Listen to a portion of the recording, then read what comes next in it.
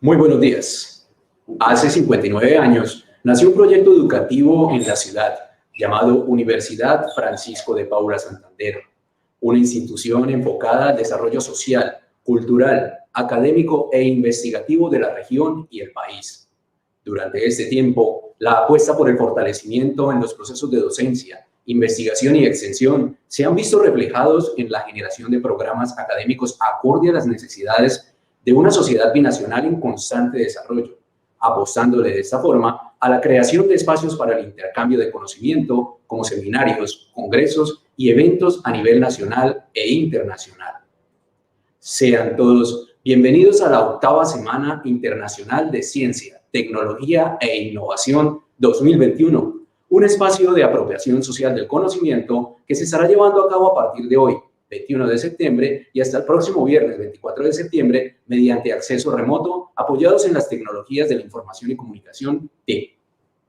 A esta hora extendemos un saludo muy especial al doctor Héctor Miguel Parra López, rector de nuestra Casa de Estudios, y al director de la seccional Ocaña, doctor Edgar Antonio Sánchez Ortiz. De igual forma, a los directivos y docentes que nos acompañan y están conectados el día de hoy.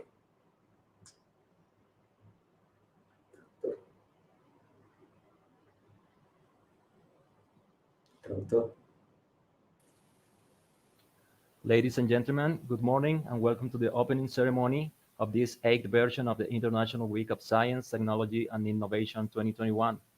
The Francisco de Paula Santander University, with campuses at Cúcuta and Ocaña, would like to thank all the speakers and attendants to this virtual event to be held since today until next Friday, the 24th. Special thanks to our Chancellor, Dr. Héctor Miguel Parra López, and Edgar Sánchez from Ocaña campus. Thank you. Para dar inicio a esta jornada de ciencia, tecnología e investigación, invitamos a todos los asistentes a entonar las notas del himno de la República de Colombia.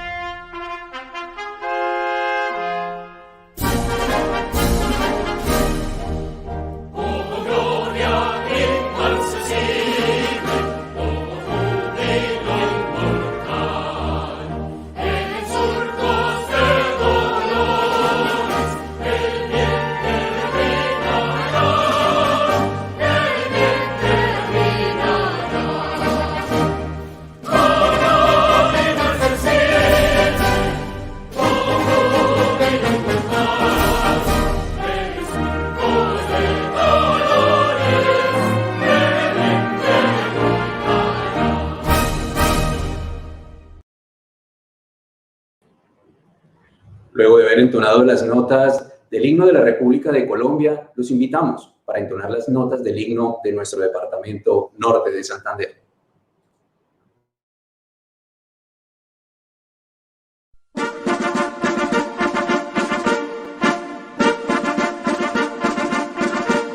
Del norte bravos hijos cantemos con el patria, la patria, la patria, la patria.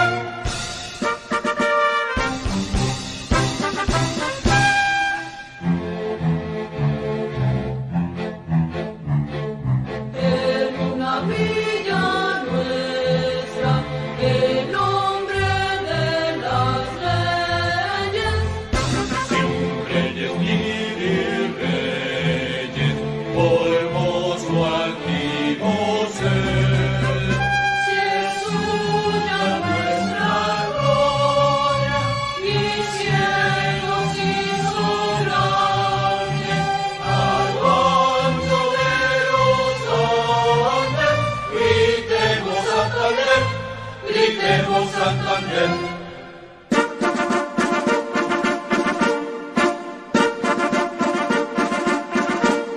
Del norte bravos hijos cantemos con el alma, la vida por la gloria por la patria, la patria, la patria, la patria.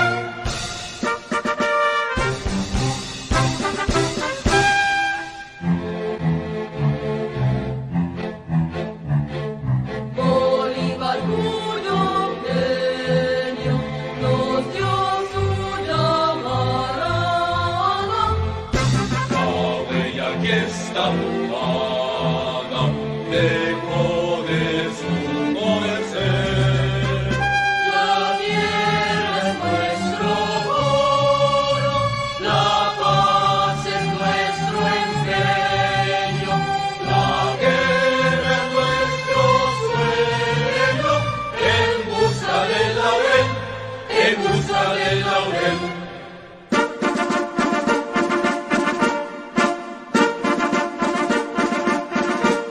Del norte bravos hijos cantemos con el alma, la vida por la gloria por la patria, la patria, la patria, la patria.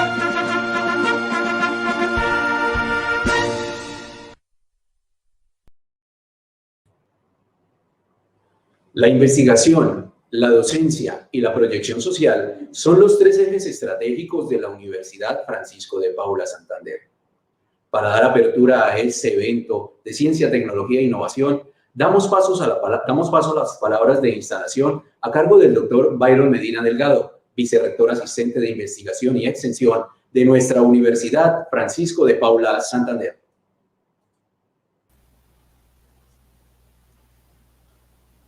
Buenos días. En el nombre del doctor Héctor Miguel Parra López, rector de la Universidad Francisco de Paula Santander, extiendo un saludo de bienvenida al señor MASSIMILIANO GENTA, emprendedor serial de Metabob, AVINASH Gopal, director técnico de Metabob, y Axel Longfors, product manager de Metabob, startup de Silicon Valley, quienes nos hacen el honor de participar como conferencistas principales de la 8ª Semana Internacional de Ciencia, Tecnología e Innovación, que se desarrollará del 21 al 24 de septiembre del 2021 y que se realiza por segunda vez de manera remota. Al doctor Edgar Antonio Sánchez Ortiz, director de la Universidad Francisco de Paula Santander, seccional Ocaña, a la doctora Torcoroma Velázquez Pérez, jefe de la División de Investigación y Extensión de la Universidad Francisco de Paula Santander, seccional Ocaña. Al Comité Central de Investigación y Extensión de la Universidad Francisco de Paula Santander, Cúcuta y seccional Ocaña, quienes participaron como organizadores de este evento denominado 8ª Semana Internacional de Ciencia, Tecnología e Innovación. A vicerrectores, decanos, conferencistas y ponentes nacionales e internacionales, docentes, administrativos, graduados, empresarios, estudiantes y en general a la comunidad universitaria. En este espacio de apropiación social del conocimiento, organizado por la Universidad Francisco de Paula Santander, Cúcuta y seccional Ocaña, se darán a conocer los avances en investigación y extensión desarrollados por los grupos y semilleros de la institución, el cual busca promover la participación de los sectores productivos en actividades de investigación, fortalecer la relación universidad, empresa, Estado e intercambiar experiencias con investigadores del ámbito nacional e internacional. A partir de hoy, 21 y hasta el 24 de septiembre del 2021, la Universidad Francisco de Paula Santander abre un espacio de apropiación social del conocimiento que involucra una muestra investigativa para conocer de cerca el impacto de la investigación en la sociedad actual desde el ámbito regional, nacional e internacional, con el objetivo de contribuir al mejoramiento de las condiciones socioeconómicas de nuestra comunidad. El espacio contará con la participación de ponentes internacionales de 10 países: Alemania, España, Estados Unidos, México, Brasil, Chile, Perú, Argentina, Colombia y Venezuela, que compartirán sus experiencias investigativas y con los cuales esperamos estrechar lazos de cooperación internacional.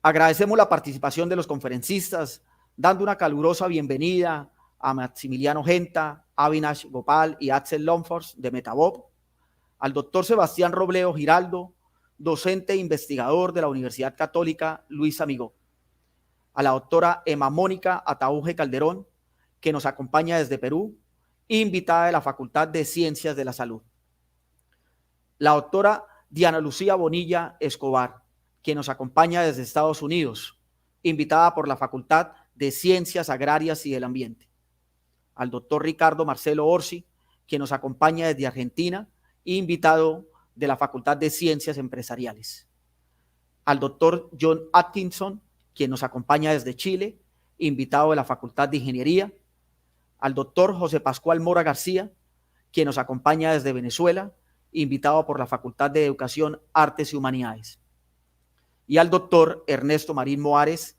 quien nos acompaña desde México, invitado por la Facultad de Ciencias Básicas.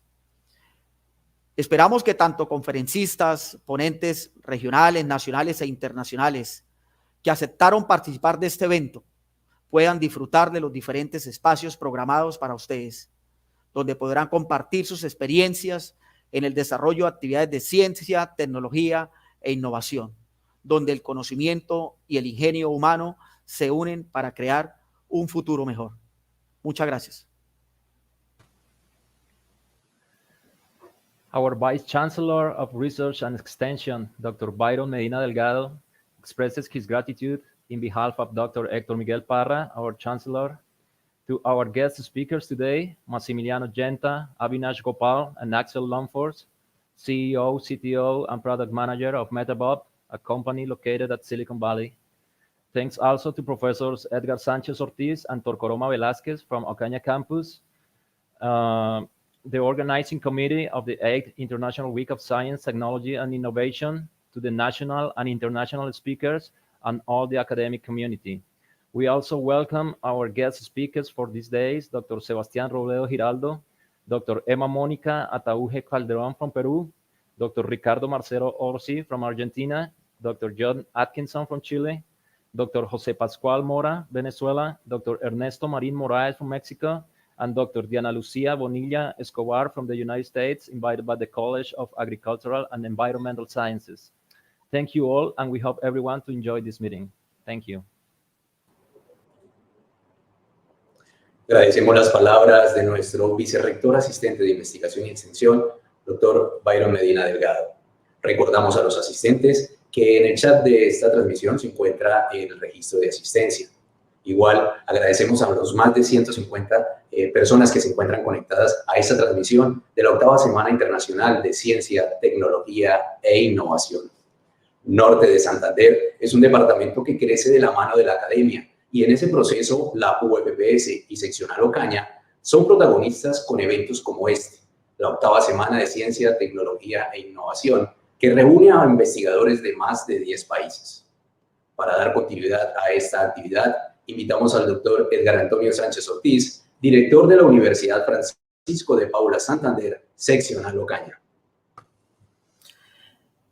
Muy buenos días a todos. Desde aquí, desde Ocaña, corazón del Catatumbo, reciban ustedes un cordial y afectuoso saludo.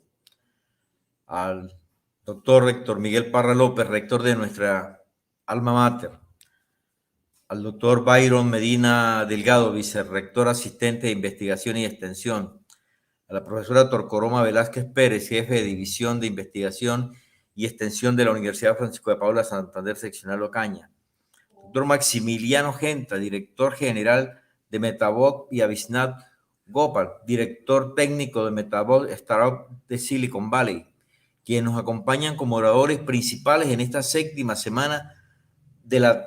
octava semana de Ciencia, Tecnología e Innovación, y a todos los presentes, profesores, estudiantes, investigadores que han venido y se han conectado a través de esta red con nosotros.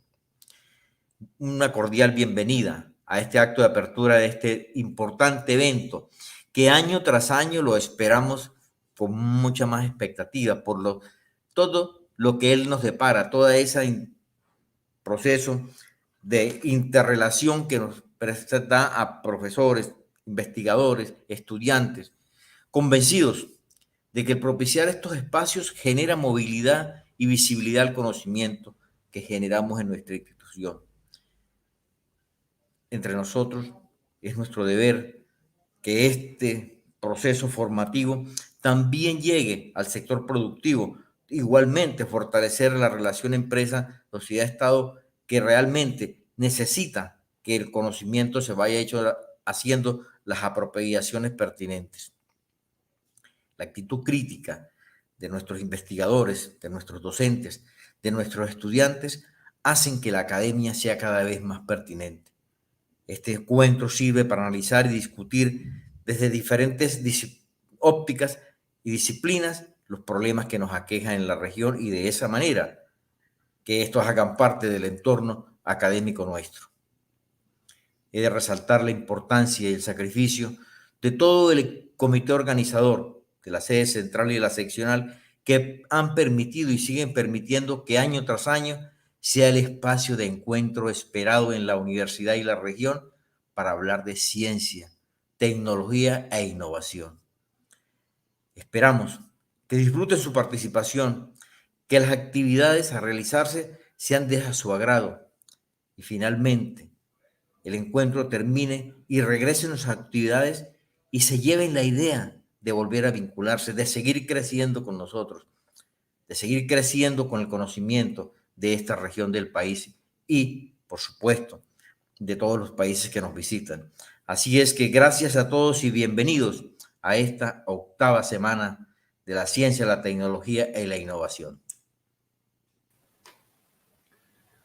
Dr. Edgar Sanchez Ortiz, our Dean of UFPS Ocaña campus, thanks to all the university authorities, all the speakers, and the attendants connected to this event.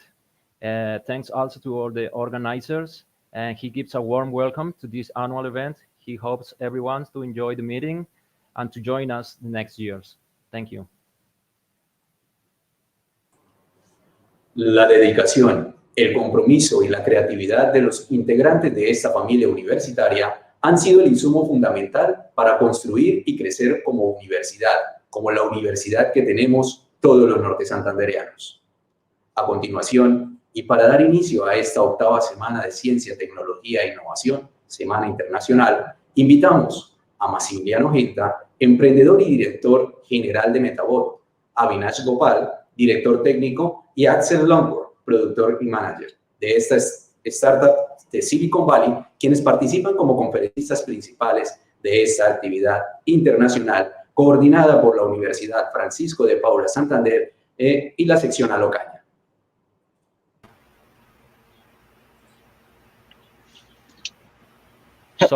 So now for our plenary session today, it's our pleasure to introduce the members of a startup company from Silicon Valley called Metabob. We have the CEO, Massimiliano Genta, the CTO, Avinash Gopal, and the product manager, Axel Landfors. Thanks for joining us today. It's an honor to have you here today to give us this interesting conference, and the audience is yours. Thanks. All right, thank you so much, guys. Avi, are you going to share the screen, right? Yes, it should already be shared. Buenos dias, everybody. I hope you're all having a good one.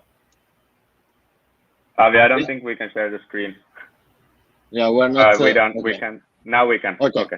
Good. Awesome. Yes. So again, thank you so much, guys, for hosting us.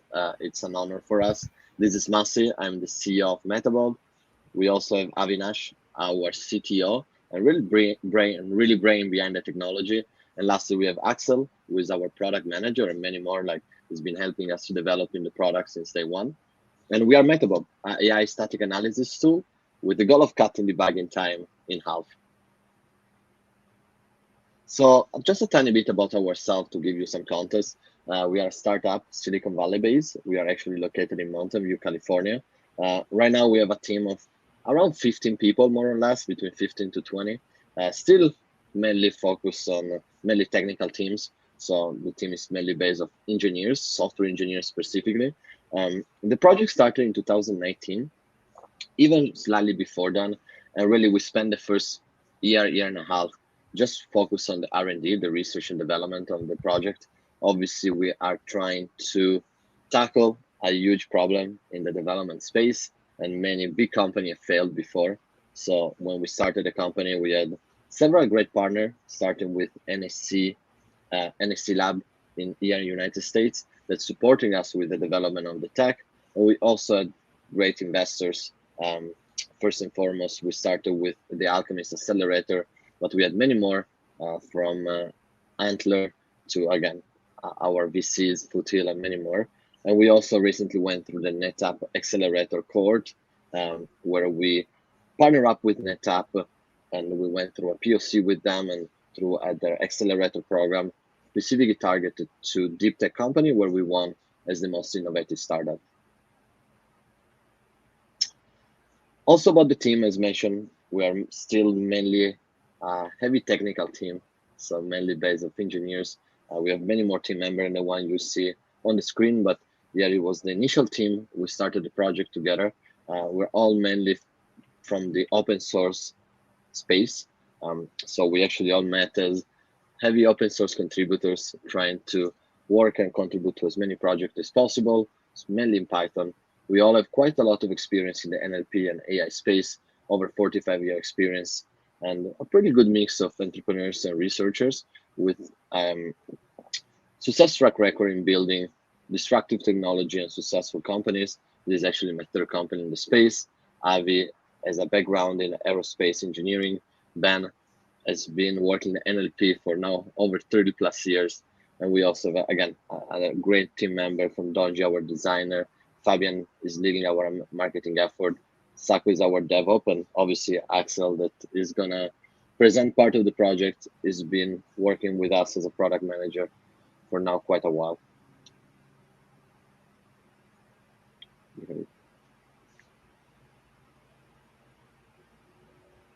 Yeah, so a tiny bit about ourselves in terms of the problem we tackle. As a technical team, we all went through the tedious task of debugging, which is by far the most time-consuming and the tedious aspect of every software developer day to day.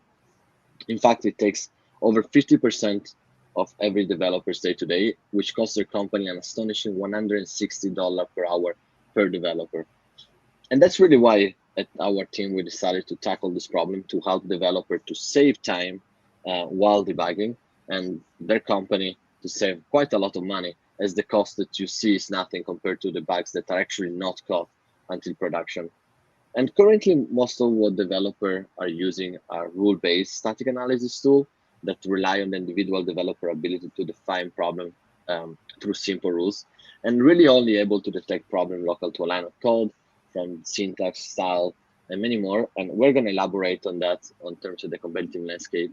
While on our end, we built a semantic understanding model, AI model, that enabled developers to identify the cause behind what you could call logic-based or context-based bugs that are really the type of issues that take the longest from a developer standpoint to detect and therefore solve. Example of those are all type of performance issue due to lose a module, problem arising for process sharing and multi-threading, race condition, or platform-specific problem. And we did that. In terms of the competitive landscape, we have, again, most of players in the market are considered rule-based. so more focus on user configuration rather than automation. And the company like Codacy, DeepSource, SonarCube, again, I've been in the space for now several years, and they're a great tool. Again, the main difference is just their value proposition and the type of bugs they're able to detect. While in terms of the AI space, most of the players are quite new, as research is advancing and finally making possible to tackle this problem through AI. However, again, none of the players in the market can be really compared to us. The two biggest players are Sneak and Code Guru from Amazon. However, again, none of them provide recommendation. So call to actions and way of solving the bugs that they detect. And also they have a different use case and focus compared to us, where we primarily focus on Python issues. If you can go to the next slide. Yeah, and the way we do that, what really makes us unique is our tech, which again, our CTO will elaborate on, but it's really the way we train our model. In fact, we develop a semantic understanding model mainly trained out of high quality open source repos, along with company SOP, datasets from Reddit, Stack Overflow, as well as the company design standard program analysis and manual review historical results that enable our AI agents. Specifically, we use a model called Graph Attention Network that enables, again, our model to learn the best programming practices from this dataset and to create ready-to-use code snippets that can help developers to fully automate the code debugging process, enabling like full automations in the company. We currently have an accuracy of right above 70% with a false positive rate of below 5%, and it's growing on a day-to-day basis as our model learn from user interaction with the platform. Now, I'll pass the mic to Axel, that is a product manager, knows a lot about what's out there and what are other tools available. So we'll provide a competitive analysis and just give you more context in terms of what are the possibilities out there and other companies and tools that are trying to solve the same issues that we are. Thank you, Massi. So on top of the AI-assisted tools that Massi mentioned in the competitive chart, there are also various conventional non-AI tools used for debugging. These are often linters and other rule-based tools. So these tools are usually open source, and they are mainly integrated in IDEs, such as Visual Studio Code from Microsoft. And these tools have a present list of anti-patterns that they can detect, but they aren't necessarily focused on bugs or problems. They're merely focused on style errors, syntax errors, and making the code more readable for everyone. To these tools, it is very difficult to add user-defined additions in their updates.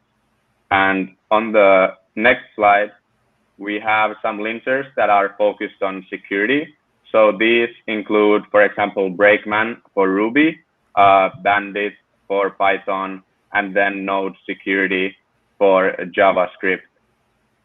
And then there are also a long list of different kind of linters that have more focus on the style guide and coding conventions. Some of them do include the list on here. So PEP8 for Python, for example. I'm not going to go over the whole list of linters, as they are not necessarily our competitors, but they are more on the non-AI side of debugging tools. And then we have also some of our competitors, which are called so-called hosted analysis platforms. These tools include, for example, DeepSource, Codacy, and SonarCube. These are also integrated into the CI/CD pipeline in the and the debugging process of it. The rules are created and managed. The rules of these tools are created and managed by external companies. It is hard to create general rules for bugs that they want to identify within these tools, which leads to a limited detection, and it is more challenging for them to find the underlying cause of a specific problem. On the next slide, there is some information what differentiates us, an AI-assisted solution, from these conventional solutions. So basically, the conventional solutions are rule-based static analysis tools that can detect problems locating to a specific single line of code.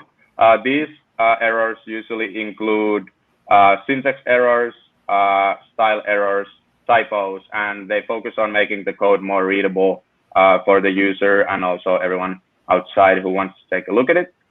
In turn, the AI-assisted solutions such as Metabob. So Metabob is, for example, trained by millions of veteran developers and their code changes to identify different problems within the user's code base and preemptively suggest ways to resolve those problems as well. So we don't only focus on detecting problems, but we also want to assist our users to understand the problem and provide them an option and guidance how to go about solving the problem. This leads to higher quality in the code and makes the code more reliable as well. We are expanding upon things from different aspects of the code base within the same code base. And here is some analysis about some of the other AI-assisted tools that were mentioned in the code chart, in the competitive chart. So, for example, we have Deep Code, which is also a tool that is used within the CI/CD pipeline. It works kind of in a way where it processes the code into a database format. It uses a technique called boosted trees algorithm to identify the different bugs and errors, and it does it based on corresponding. The advantage of this boosted trees technique is that they use the decision trees, so they can train subcategories very efficiently. So they will be able to differentiate between different error and bug categories very well, and they find issues that are very specific, but it's very hard to generalize these rules for them. So it comes with a price and disadvantage of that they also lose a lot of context information due to how the code has been segmented. Next, here we have Code Guru, which is a tool generated by Amazon. It is also used within the CI/CD pipeline, such as most of our competitors are. The technique they use is called graph convolutional network, which takes advantage of underlying code structure, which gives them good context for the problem. However, they have limited number of parameters they can train from. So it is a slightly more shallow network, and it is more challenging to add data into it. So for them, it is very difficult to take advantage of the data without putting a lot of effort in regards to feature engineering, such as like dimensionality reduction. Then next we have Kite, which is not necessarily a tool directly related to fixing bugs, but it helps to avoid creating error areas in your code from the very first place, because it suggests performance patterns. It is actually a code auto-completion tool for Python and JavaScript, and it is used in Atom, VS Code, and IDE. Then we have the Github Co-Pilot, which is a newer technology which was introduced this summer for the first time to the public, I believe. So Copilot is also a code auto-completion tool which is used through Visual Studio Code. It is also not directly related to fixing bugs, but kind of like Kite, it also helps to avoid problems by suggesting these performance patterns for the user. Copilot uses OpenAI's Codex model, which is based off technology called GPT-3. Codex is a sequence-to-sequence transformer. It is a transform recurrent neural network, which takes one-dimensional input vector, and then it uses deep learning to train the model. However, it is a very big model with lots of parameters, but it has less context as it is only one-dimensional. And then it is finally our turn. So Metabob. So as we have mentioned, Massi also talked about it quite a bit. Metabob is a debugging tool for Python, which is used within the CI/CD pipeline. We do provide our own bug detection and explanation platform where we are able to not only locate bugs from the code base, but also to give context-sensitive recommendations in terms of code snippets, especially on our beta, to help the users solve those bugs as well. So we run an attention-based graph neural network to detect errors from the user's code base. The attention network itself runs on top of the inputs and learns which aspects of the code base are more helpful to detect specific bugs. It learns dynamically based on each node and how important the specific changes and corrections are for our users. This also alleviates issues on having a shallow neural network, which then helps us to generalize the model that we're using. And there is so much more to our technology, but we have a person here who is by far the most competent to talk more about that. So I am happy to pass the mic to our CTO, Avi Gopal, now. Hey, all right. So basically, as my colleagues have mentioned, we employ a very state-of-the-art technique when it comes to identifying different types of bugs. But really, our platform is comprehensive in that we take advantage of multiple different aspects from the data operations as we start getting in more user data directly from open source repositories on GitHub, GitLab, Bitbucket, and others.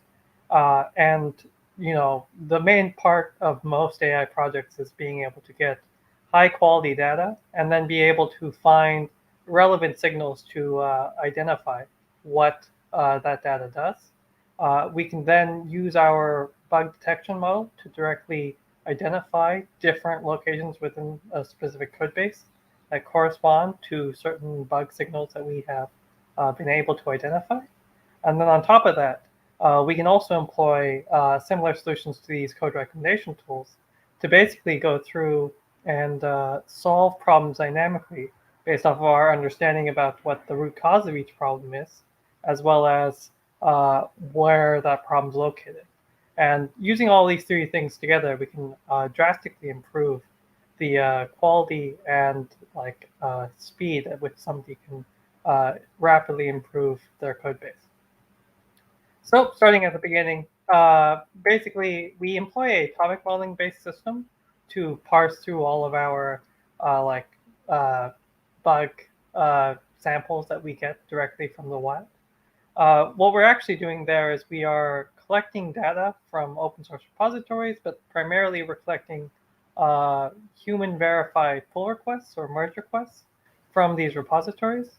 So to give you some quick background here, basically the order of operations in most open source projects is that if you are trying to fix a problem or suggesting a change or making some other improvement to a open source code base, you would typically go through and submit what's known as a pull request, which is basically a list of changes to what areas of the code that you've altered, as well as you would also include documentation about why you've made certain changes, what the changes were in response to, and then other people from that same community or team will weigh in on what the underlying situation is behind a specific type of change, or whether or not a change is justifiable, or what the best way to implement a certain type of fix is. Using that information, we can scrape all of that directly from these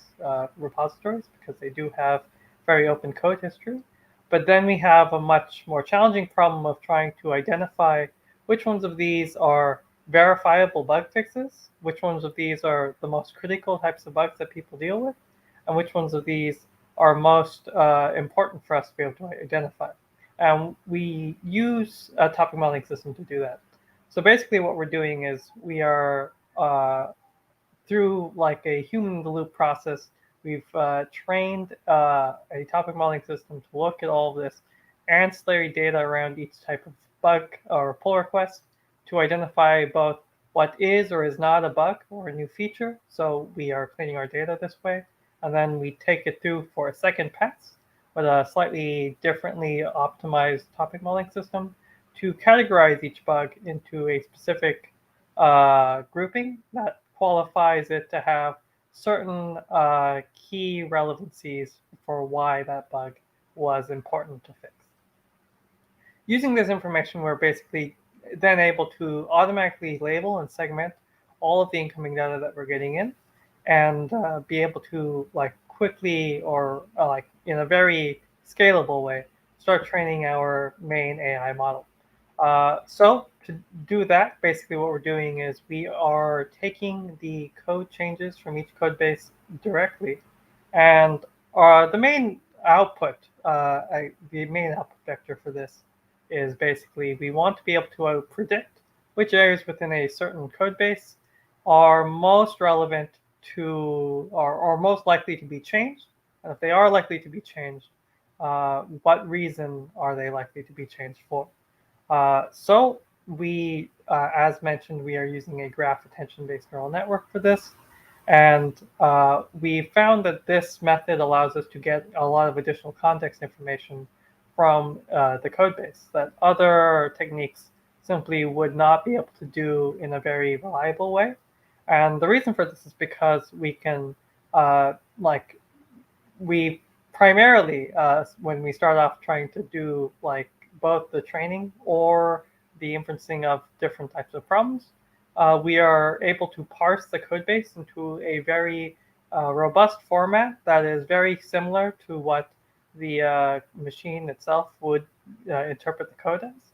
And using that format, we can learn a lot of information about how the code is meant to function, both semantically as well as within the process of how it's structured and how it is meant to operate. This additional feature set allows us to learn additional context information, and since we are using an attention-based model, we can dynamically learn which specific samples or which specific threads through the code base are most relevant to identifying certain types of problems, which allows us to quickly hone in on the specific nodes within the code base that are likely to contain issues. And then using our topic modeling system, we can categorize them into a specific issue number, which will come with a set of information about what the underlying cause of that issue is.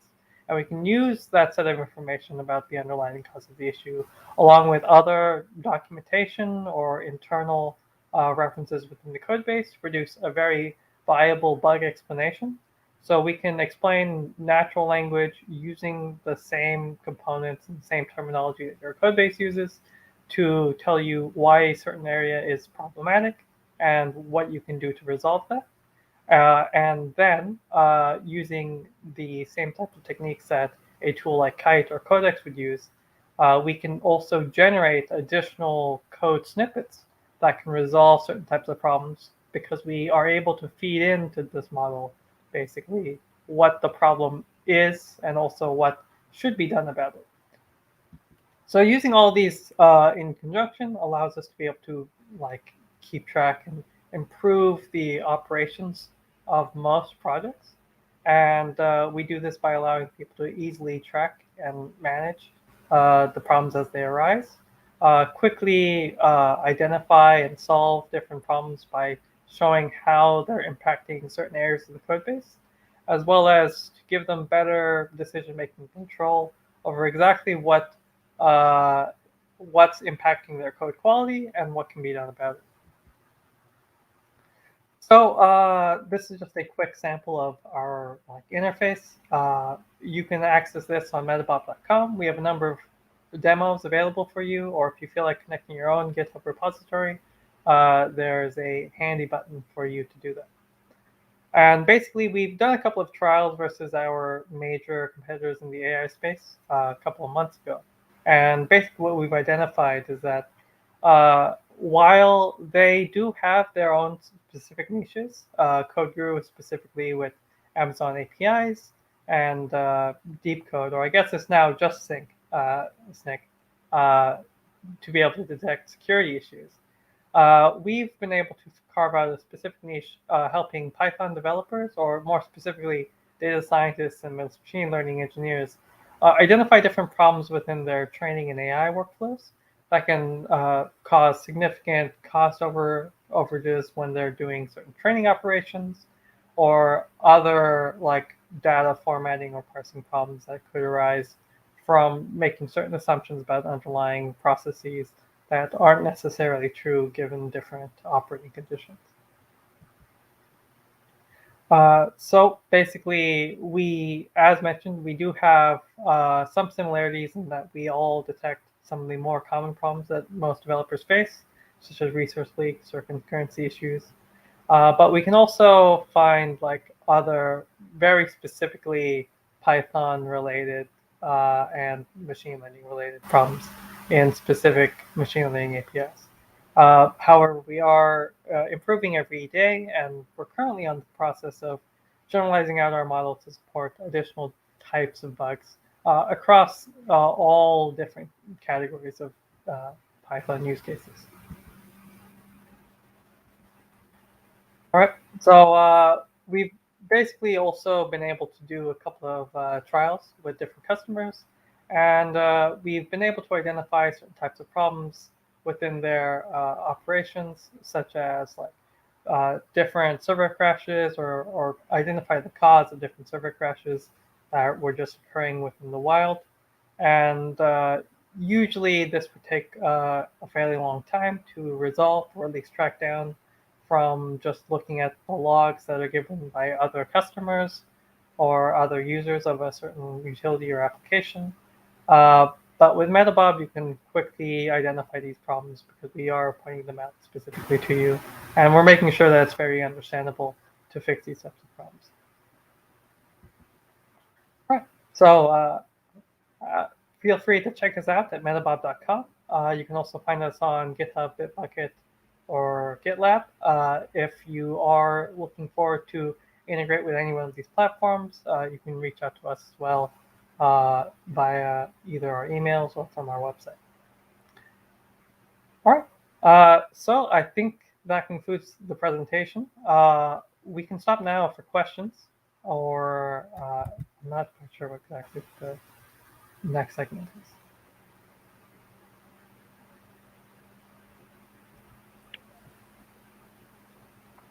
All right, thank you to all of you three guys for this beautiful presentation.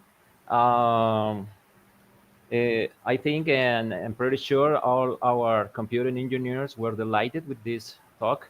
And if you don't mind, I will take maybe 1 minute to do a brief summary in Spanish for all the people to understand the big things, and then translate 1 or 2 questions that we have in the chat, okay?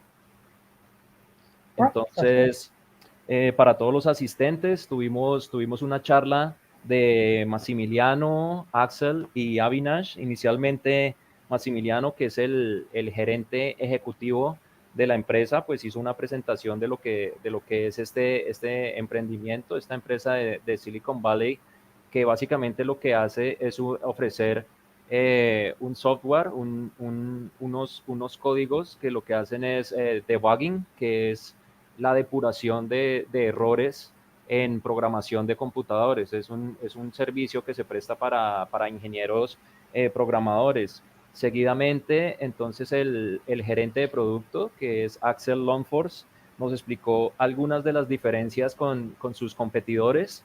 Tienen varios competidores que hacen más o menos lo mismo, entre ellos Deep Code y CodeGuru, que ofrecen básicamente un sistema de detección de errores que se llama CI/CD, como autopistas de codificación.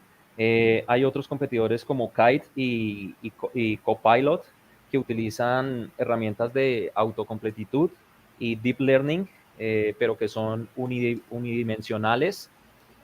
Y finalmente, el gerente técnico, el gerente tecnológico, que es el doctor AVINASH Gopal, nos explicó más o menos cómo es el funcionamiento y la creación de Metabob. Es una herramienta de debugging, de depuración de errores, creada para el lenguaje de programación Python. Y nos mostraba 3 círculos digamos, de las fases principales del funcionamiento. Primero hay una modelación de tópicos en donde se recolectan un montón de datos basados en 50.000 bugs o errores de programación verificados por humanos, que corresponden a más o menos 15 millones de cambios en códigos posibles. Después se hace un etiquetamiento de los datos, que es una base para el entendimiento y el razonamiento de los posibles errores, también basado en etiquetamiento humano. Y finalmente se hace una generación de tópicos en este primer círculo, en esta primera fase. Y seguidamente se hace un modelamiento por inteligencia artificial, que consiste en una detección de bugs, de errores, utilizando algo que se llama codificación estática, y para finalmente trabajar algo que denominan explicación de errores o bug explanation, utilizando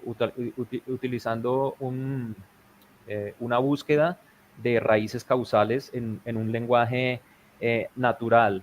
Ellos anunciaron a la Vicerrectoría de la Investigación que van a realizar un taller de uso del software Metabob gratuito, y entonces la Vicerrectoría ahorita en esta transmisión, o a los correos electrónicos mejor, de quienes se inscriban en la lista de asistencia, que el link está en la transmisión, van a enviar un enlace para quienes estén interesados en el curso que se llama Usando Metabob, que va a ser ofrecido por ellos y es gratuito, entonces para que se inscriban y participen. So there is a question here. Basically, the question is in regarding to how do you offer your product to purchase? I mean, how the customers obtain and get your product? How do you charge for the product? Is it charged in a code basis, in a project basis? Is an weekly or monthly or annual subscription, and how does it work? And what kind of support do you guys offer for the product? So right now, our primary customers are going to be like small to medium-sized companies. For private developers who are just interested in trying out the tool, we actually offer it for free at the moment. So if you want to try it out, you should be able to access it from our website. We are thinking about maybe doing some other pricing methods as well, but for the moment, we're just more interested in getting people like to use it and to give us feedback exactly about how well we're doing in terms of getting good detections. La pregunta que se le trasladó al doctor Gopal era con referencia al costo y a cómo ofrecen su producto. Si este producto se ofrece para un programa en específico, o se cobra por compañía o por proyecto, o por una suscripción por un periodo de tiempo. Y la respuesta que nos da Avinash es que por el momento el producto es gratuito, que sus clientes potenciales en este momento son pequeños desarrolladores, entonces que por ahora ellos lo tienen gratuito en el sitio web de ellos, metabob.com, y que cualquiera puede acceder a este sitio. Okay, there is a question here. Can you give us some tips if we want to become developers at Silicon Valley? This is like a young person asking for some advice in order to get to work in there. It's a tricky nut to crack. I probably don't have the best answers. However, perhaps we can plug a our DevOps engineer does like run a program called GoUp. And basically what they do there is they help provide coaching to different groups. It's a completely open source free thing. They have like courses and like other talks with different developers all throughout the Bay Area. So if you are interested in like potentially, sorry about that. If you're interested in potentially working in Silicon Valley, you should check them out at GoUpaz, GOUPAZ.com. Yeah, Okay. and to expand on that, there are many opportunities, and maybe I'm not a developer myself, but I'm an international, like in the Silicon Valley currently. So there are hackathons that you can participate as well. For example, we are arranging one this weekend, and the winner team gets an interview for an internship opportunity with no one else than AVINASH Gopal, who is present in the screen right now. So there is also those kind of opportunities to compete for internship opportunities, and open source, such as like GoUp, as Avi mentioned, is definitely one of the best ways to get in your foot between the door, I think is the saying, to Silicon Valley. Ok, bueno, Avinash dice que no hay un consejo en específico, pero dice que hay muchas compañías en Silicon Valley que eventualmente ofrecen contratación y ofrecen entrenamiento a jóvenes programadores. Entonces, pues básicamente sugiere estar pendiente de los sitios web de diferentes compañías desarrolladoras y animarse y participar. Axel también dice que eventualmente hay competiciones o olimpiadas que se llevan a cabo en Silicon Valley, que de hecho ellos están por hacer unas próximamente, y que pues estudiantes pueden participar en estas competiciones y ganar oportunidades para internships, para pasantías de aprendizaje en Silicon Valley. Si hay alguna otra pregunta. There is one question here from Wilhelm Schautruk. Can the algorithm be used to analyze geospatial data? Yeah, so by algorithm, I assume you mean a graph attention based network, or just any graph neural network in general. As to specifically geospatial data, I suppose it depends on what your application is. However, the network itself can be used on any data that can be sort of idealized as a graph of specific nodes or specific items and their relationships to other nodes within a certain group. So if there is like different cities and you want to understand how people are migrating between them, or if there's different items that are featured together, like let's say books or something, and you want to know how many times a paper has been referenced by a different publication or something like that, all of these things can be sort of taught to this type of model, and it performs very well in that way.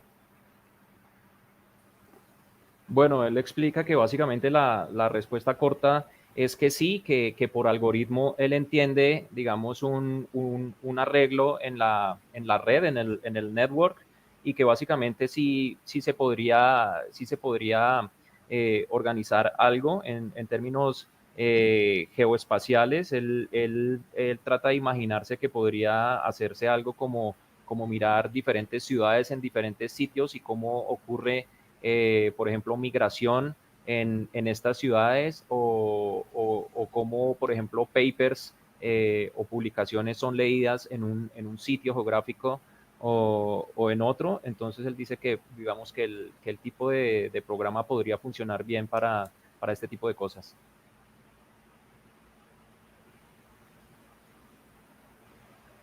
There is one more question here from Professor Gustavo Carrillo. Although the best applications correspond to complex coding, do you consider this type of tool useful for beginners like undergrads? We actually have a couple of, like, we've done some outreach with various school clubs, or I guess you could say university clubs in California and in other places in the US. And many of them have found some usability for Metabob within their regular experience. it's potentially very useful. We actually have a visualization component to help people build mental models of how the code base is structured architecturally, as well as to help them diagnose different sorts of architectural problems within their code base. And that could potentially lend itself to a more educational context. Yeah, and I have actually also worked with a couple of students through my friend Sebastian, who's also here today, Robledo. We have met with a couple of students from Colombia as well who have tried Metabob, and I believe that it worked pretty well for them. It found some errors from their code base, and they also mentioned that it was an interesting new way of learning through our bug explanations. So I believe the answer to that question is yes.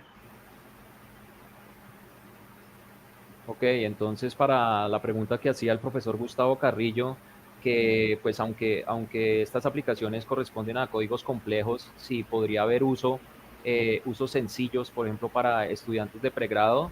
Ellos responden que básicamente sí, que de hecho AVINASH dice que allá en California tienen algunos clubs de estudiantes en universidades en donde hacen algunos desarrollos, y Axel comenta que de hecho él ha tenido algunos estudiantes universitarios, entre ellos el doctor Sebastián Robledo, de aquí de Colombia, que va a ser conferencista en esta semana, que ha hecho algunos talleres con él y con algunos otros colombianos. Entonces la respuesta es sí, Sensota. There is one more question here from Daniel Mendez. Do you plan to extend the functionality of Metabob in other languages like Java or JavaScript? Yes, that's definitely in our plan in the next coming year. But basically, we want to sort of become very good at detecting every type of problem that we can in Python before we move on to other languages, simply because each language is unique in a certain way, and we need to build up some of the data processing processes for them. However, our method is very easily generalizable to other languages. So we could potentially extend it to all sorts of languages. And in fact, probably one of our next languages we're going to do is going to be JavaScript or Java. So that's two good suggestions already. Sí, entonces la pregunta era que si se pueden extender, digamos, este desarrollo que es actualmente solo para Python a otros lenguajes como Java o JavaScript, y Avinash dice que ciertamente sí, que dentro de sus planes está el próximo año desarrollar justamente ya sea para Java o para JavaScript, y pues que cada lenguaje tiene sus particularidades, pero pues que ciertamente pues es una necesidad extenderlo a otros lenguajes. Maybe we have the final question here from Professor Milton Vera from our university as well. In our context, there is an ongoing debate about which programming language to use in the first courses. I prefer C++, but we use Java, and many love Python. What do you recommend and why? Yeah, so this is quite the question. I feel that C++ or C does teach the most about how computers function. So if you're like trying to teach the fundamentals about computer science, maybe C++ would be better. But if it's more of an application-oriented class, then I would probably recommend Python over Java. And technically, I actually started with Java myself, and then moved on to do C++, and then finally also Python. It really, I mean, the main goal is just to help students develop the sort of mental models required to understand what's happening internally when they're issuing instructions. So as long as they can do that, I feel like any language would suffice. Bueno, ante la pregunta que es ¿qué lenguaje de programación recomiendan para unos primeros cursos? Si C++, o Java o Python, Avinash pues cuenta su experiencia en donde dice que él cree que C++ es un lenguaje bueno para enseñar fundamentos de programación, pero que si se quiere trabajar más en algo más aplicado, en aplicaciones, pues ya se puede saltar a Java o a Python. Entonces, pues es como el orden de sus preferencias, y pues termina diciendo que cada lenguaje tiene sus ventajas, ¿no? Well, I think that's it. Regarding to questions, I want to end this talk thanking all of you three guys for this amazing conference. I think it was very useful for all the developers and systems engineers here in our university and in Colombia. We appreciate very much your generosity and your time to offer this talk to us, and we hope to have you with another conference in the future. Thank you so much again in behalf of all the university authorities and the academic community. Yes, thank you guys for having us. It's been a wonderful experience. Yeah, thank you so much. It was really enjoyable to be here. Thank you. Okay, have a nice rest of the day, and thank you again. We are all set, and goodbye. Thanks. Goodbye. Bye-bye. Bye. Bye-bye.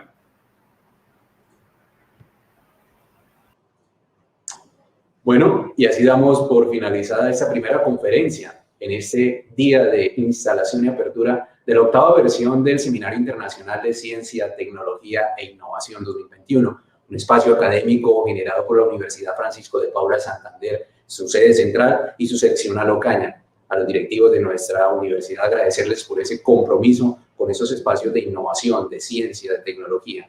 Y de igual forma agradecerles a nuestros ponentes internacionales, al señor MASSIMILIANO GENTA, emprendedor y director general de Metabob, al señor AVINASH Gopal, director técnico de Metabob, y a Axel Longford, productor y manager de esta importante empresa de innovación de Silicon Valley en los Estados Unidos, allá donde están ubicadas esas grandes empresas tecnológicas del mundo. A ellos muchas gracias por abrirnos un espacio acá en esta octava semana de Ciencia, Tecnología e Innovación y compartirnos su experiencia, su emprendimiento. Agradecerle también al profesor Giovanni Bajes, miembro de nuestra alma mater, por colaborarnos con la traducción en este evento. Profesor Giovanni, muchas gracias por vincularse a esta actividad.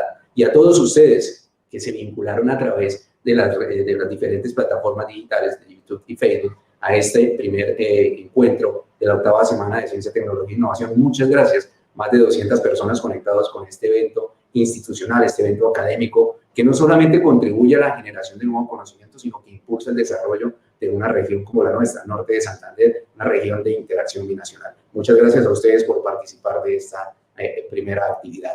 Para finalizar, los invitamos a entonar las notas del himno de nuestra alma mater.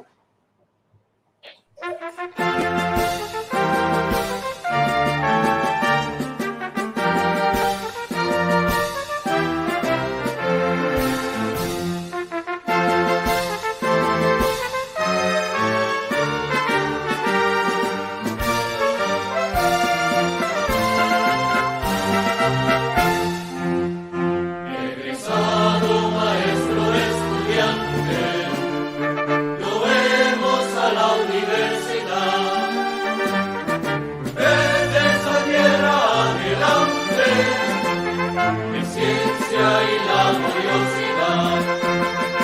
Al oír tu nombre glorioso, Francisco de Paula Santander, es preciso cantar fervoroso al héroe del orden y ley. Al oír tu nombre glorioso, Francisco de Paula Santander, es preciso cantar fervoroso al héroe del orden y ley.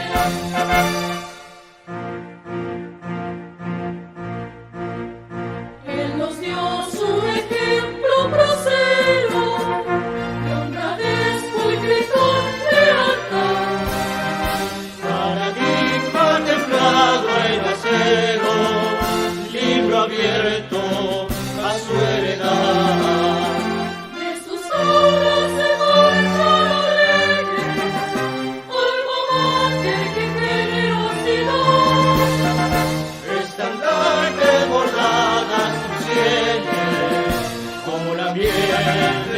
fecundidad.